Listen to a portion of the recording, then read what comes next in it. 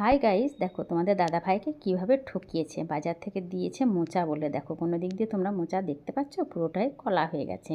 তোমাদেরকে এটা মোচা মনে হচ্ছে আমাকে অবশ্যই কমেন্ট করে জানিও। আর এদিকে দেখো ফেলে দেবো বলে পয়সা দিয়ে কিনে এনেছে, সুন্দর করে কুচি কুচি করে কেটে নিয়েছে। তারপর দেখো উনুন ধরিয়ে গরম জলের ভেতরে একটু হলুদ আর তেল দিয়ে ভাপাতে বসিয়ে দিয়েছি। ওদিকে বাটনাটা রেডি করে নিয়েছিলাম। এদিকে দেখো আলুটা কুচিয়ে আলুটাও ভাপিয়ে নিয়েছি।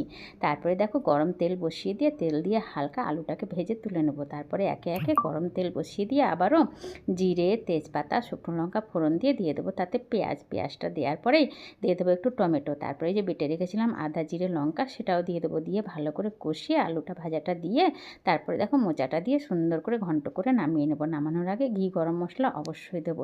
তো তোমাদের এই রেসিপিটা কেমন লাগলো অবশ্যই কমেন্ট করে জানিও। আমি তো মোচা খেতে খুব ভালোবাসি। তোমাদের কাদের কাদের ভালো লাগে আমাকে সত্যিই জানিও। সত্যি বাড়িতে যখন খেলাম না অসাধারণ হয়েছিল। তো ভিডিওটি ভালো লাগলে একটু লাইক করে দিও। আবার দেখা হচ্ছে।